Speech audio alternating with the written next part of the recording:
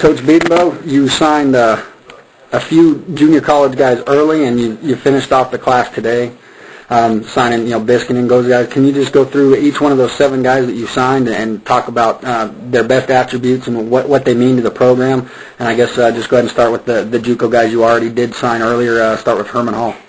Herman's an extremely athletic kid. He's kind of raw right now. Plays center, shotgun center, very similar offense. Extremely smart kid.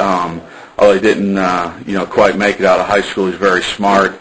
Already here, learning the offense. But his best attribute is his ability, his athletic ability. He's a basketball player in high school, and his smarts to play center and get us in the right calls. Okay. Who's got the left tackle, Philip Garcia? Well, Philip's just a huge guy, very athletic for that size. He's a 6'7", 6'8" kid, 340 pounds right now. Powerful guy, long-arm guy, can put him out on the edge and, be able to shut down, those defensive ends out there on the edge. Also a bright kid, played in a similar offense. He did a little bit more pulling, got hurt, midway through the year, but he's making recovery, and we expect him to make a contribution right away. His high school teammate and JUCO teammate, Mike Diaz, moving to left guard. Talk about him a little bit. The good thing about those two guys, playing side by side, Mike and Philip, is they've done it since high school. They're familiar with each other. But, he's another big guy, fits into what we want to do. Athletic kid, more of an interior player. Did play some tackle, so that shows his athleticism at junior college.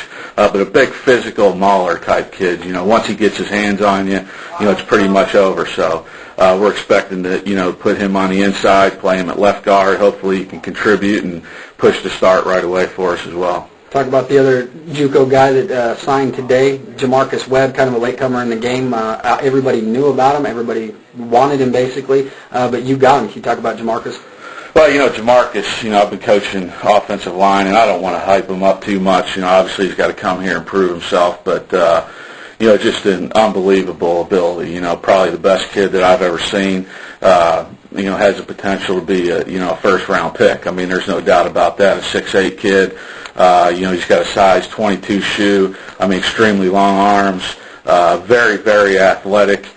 Just hard to get through and hard to get around out there on the edge, And Jamarcus is a kid that went to another school, played a bunch as a true freshman, and he's just got unlimited ability and potential, So we're definitely excited about him, as well as everybody else. But Jamarcus is a kid that there's not many out there in the country like him.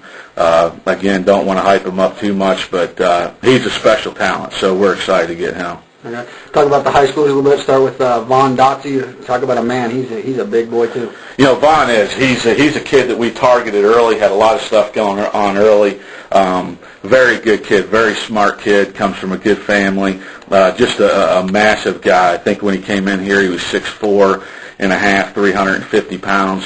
We're going to get him down a little bit, not a bunch, but he's extremely athletic, very powerful. He's dang near a 500-pound bencher right now. Reminds me of a lot of a kid I coached the past couple of years, Manny Ramirez, who went on to be a 4th-round pick with the Detroit Lions. Exactly similar, except for Vaughn's probably a little bit bigger, a little bit more athletic. But the strength is there. You can see when he punches a guy and locks him out, they're not moving, and he mauls kid. When he hits somebody, they go flying. So we're very excited to get him. He's going to be a guard for us.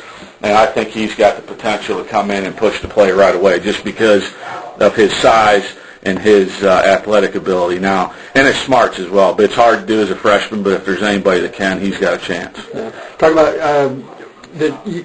starting the class. You got 2 commitments early. I know everybody was kind of happy with getting them early. Kind of the 2 forgotten guys, Trace Biskin and Kyle Quink. You talk about both of those guys and their versatility. Yeah, and really they're not forgotten to us because we again, guys that we targeted early had in our camp. Trace was a kid that didn't play much as a junior, had a bunch of guys in front of him, that went on to Division I schools, I think Florida and A&M. But he's a very, very athletic guy. Had an injury, so a lot of people didn't recruit him, but we had him in our camp, and he's extremely athletic. A 6'6" kid. He's a very, very lean. A kid that doesn't eat fast food. He eats healthy all the time. We're going to have to get him up to 300 somehow, but he's exciting. We're excited to have him. again, comes from a great family, great kid, very smart, and that's like all of our kids. You know, we didn't recruit any kids, especially from high school, that were any grade problems. So we're excited to have Trace as well. And Kyle Quinn? Kyle Quinn, again, a kid that we offered early, way back in, I think in May. A very smart kid. He's an interior player, too, probably a center or guard. A 6'3" kid, 280 pounds, extremely hard worker, basketball player, very, very smart, very intelligent, has a work ethic like I haven't seen. I had a chance to coach him in a camp. And he just does everything you tell him. He's very coachable, doesn't question anything, yes sir, no sir. So, we're excited about him as well.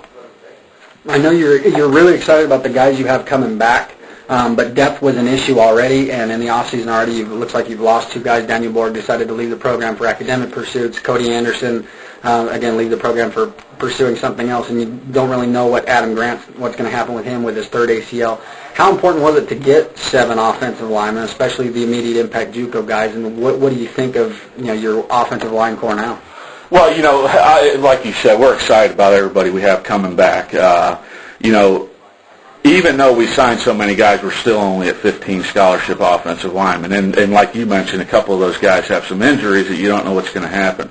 The most important thing at offensive line, and really every position, is competition. We had some guys last year, and we got lucky. We didn't have anybody get injured. We had everybody make it through the season healthy. But that's not going to happen a lot. When you play Division I in the Pac-10, it's a battle. We had Evan Britton took basically every snap the whole year. Joe Longacre, Blake Curley, Colin Baxter after he got in there, Pete, so it's hard to do. You're talking about 800 to 1,000 snaps over the season. That's hard to do. Plus the game is so physical. But it was extremely important.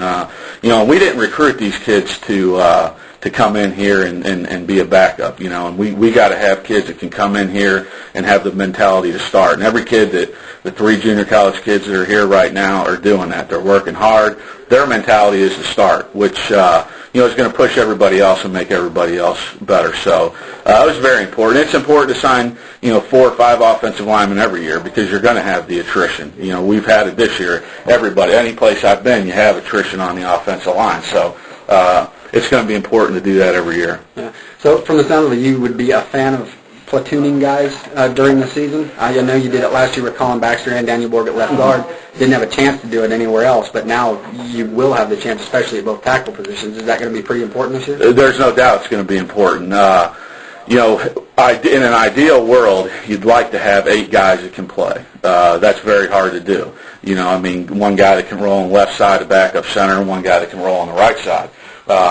But that's hard to do. But I think we're at that point right now, and as long as these guys that came in right now work and learn the system, which they're doing, get in shape, and are physically ready and mentally ready to play, that's what we're going to do. So, yes, we would like to have guys that can spell people. And the amount of snaps that the backup plays depends on how many he deserves. If he deserves to play half the game, that's what he's going to get.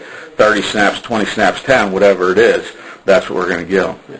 Well, overall, you signed 7. You wanted all 7, obviously. You offered a lot of them real early. You worked hard to get them.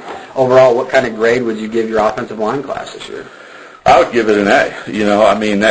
When you get 7 guys with the ability and potential and the grades that we have, it's hard to say anything other than an A. Now, obviously, in 2 years, 3 years down the road, we'll be able to assign a different grade. But when you get, a kid like Jamarcus Webb, everybody in the country wanted Jamarcus Webb.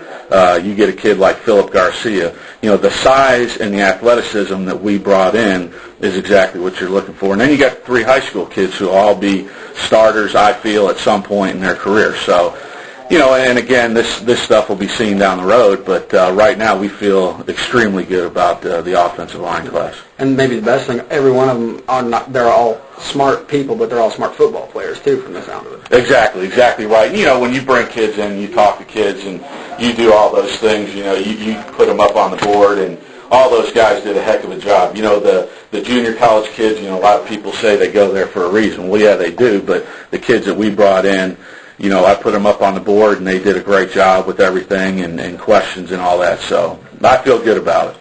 Thanks, Bill. Thanks.